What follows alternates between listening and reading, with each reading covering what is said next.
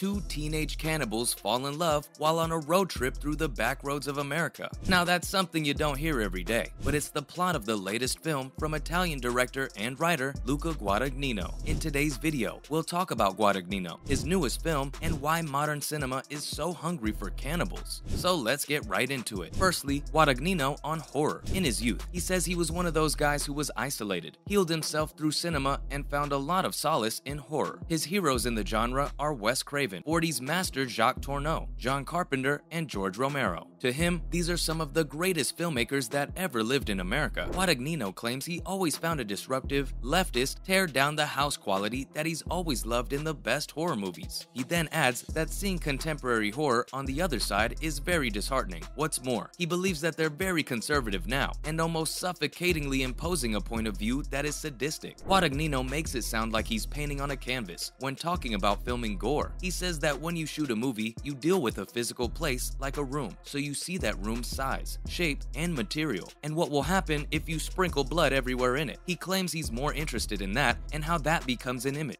The bloodletting aesthetic of Bones and All was inspired by the highly hostile Viennese actionist artist Hermann Nitsch, known for his incredibly visceral actionist artworks and performances.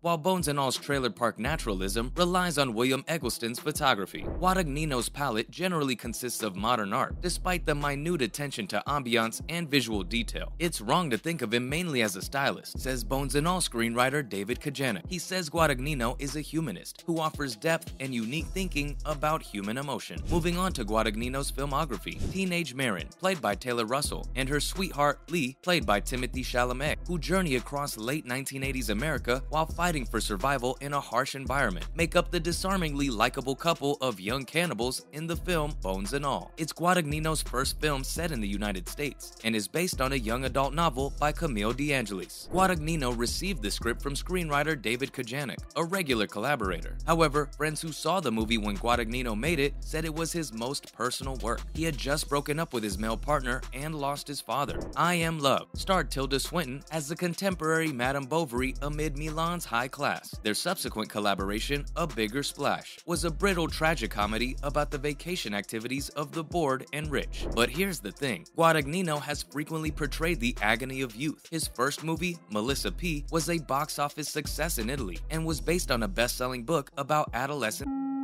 Call Me By Your Name made Timothée Chalamet an international heartthrob and a massive hit with young viewers. He followed it up with the criminally underrated TV miniseries We Are Who We Are. It's about American teenagers struggling with identity issues on a US military base in Italy. Now, let's talk about Bones and All. When the movie had its Venice premiere, Taylor Russell, a young Canadian actress, earned the Marcello Mastroianni Award for the Best Young Actor for her mesmerizing portrayal of Marin. As with Chalamet, Bones and All has the potential to be her Call Me By Your Name moment. The movie's sympathetic heart comes from her portrayal of a helpless, savage lost soul as Marin stumbles through a world filled with unreliable people. Guadagnino had liked Russell in the 2019 movie Waves and knew she was his Marin the moment they spoke over Zoom. He said Russell was unfiltered and unguarded and wasn't just trying to impress the director. Guadagnino also said he was looking for what he claimed to be savage innocence. Everyone who saw a 20-year-old Chalamet in Call Me By Your Name will be reminded of the compellingly gauche figure he cut in when they see him in Bones and All. 5 years after they last saw each other, Chalamet is back with Guadagnino as an established international star, the star of Dune, and a fixture on innumerable red carpets and bedroom walls. What did the director notice back then, and how has he changed? I saw a vivid curiosity, a hunger for knowledge and experience. He knew he was such a great talent. For me, that's beautiful, not arrogant. He's managed to become this global star who makes people shocked by his sheer presence. What is the source of our sick desire for flesh-eating on screen? Bones and All is the most recent entry in a long, gruesome series of cannibal films. Up next, cannibalism on screen. Teenage vampires have run their course. Teen werewolves, witches, zombies, telepathic teens, many teenage serial killers, and even a possessed teenage hand have all been reported. But in recent years, the adolescent cannibal has emerged, and Bones and All, a touching movie about adolescence, belonging, and the need to devour human flesh, is the culmination of this trend. Coming-of-age films and the gory cannibal horror subgenre may seem like an odd combination on the surface. Still, anyone who has seen Julia Ducournau's Raw, a drama about a troubled medical student, or Yellowjackets, a smash hit HBO drama about a high school football team that crash lands in the middle of the forest, will be thoroughly familiar with it. All three are tales of lost people in dangerous new environments, mixing intense gore with genuine emotions. The same could be said about Anna Lilia Mirpour's dystopian thriller, The Bad Batch, which opens with our hero being banished to the desert and dismembered, and The Neon Demon, Nicholas Winding Refn's gory parody of the LA fashion world, including necrophilia and regurgitated eyeballs. Both were released in 2016, 1 year after The Lure, arguably the greatest operatic Polish musical ever created about flesh-eating mermaids. And earlier this year, there was the comedy Fresh, which mocked the modern dating environment by putting Daisy Edgar Jones at the mercy of a killer butcher in a secret market. Moving on to the history of cannibal films. All of these stories of elegantly jaded youth are a far cry from the genre's origins, a flurry of identically plotted Italian movies from the late 1970s and early 1980s that always portrayed the cannibal as a member of a remote tribe. These were blatantly depraved films with cheap budgets and heavy splatter material that included the C word in their titles and wore their audience's disgusted reactions as a badge of pride. The UK's Obscene Publications Act resulted in the seizure and confiscation of The Last Cannibal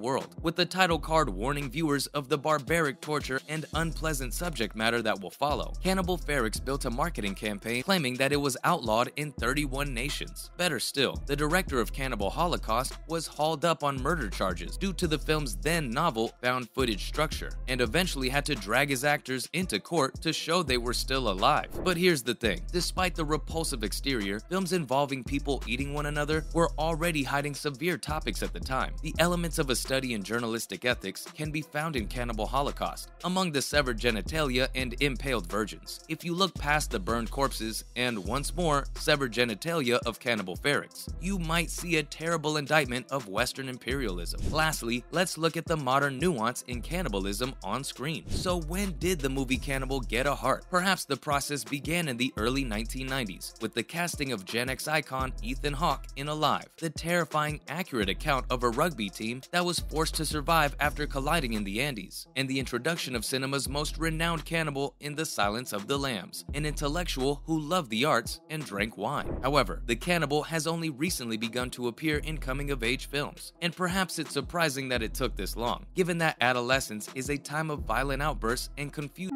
impulses. There has also been another significant change. Young ladies play the main characters in Bones and All, Raw, The Neon Demon, The Bad Batch, and Yellowjackets. It turns out that girls can also experience terrible desires. The cannibal has transitioned from antagonist to anti-hero, and is now an entirely dramatic lead. In modern movies that employ bloody body horror as a symbol of primordial human conflict, she is a victim of harsh social constraints. Director Luca Guadagnino, meanwhile, has described Bones and All as an extremely romantic movie, addressing the romanticism that lies within. He's not mistaken, but would you have imagined that a cannibal movie could ever be this tasteful and tender? And most importantly, can you handle it? That's all for this video, folks. Tell us your thoughts on the latest flick from Guadagnino in the comments below. And remember, don't forget to like the video and subscribe to the channel for more exciting content in the future. Thanks for watching, and we'll see you next time.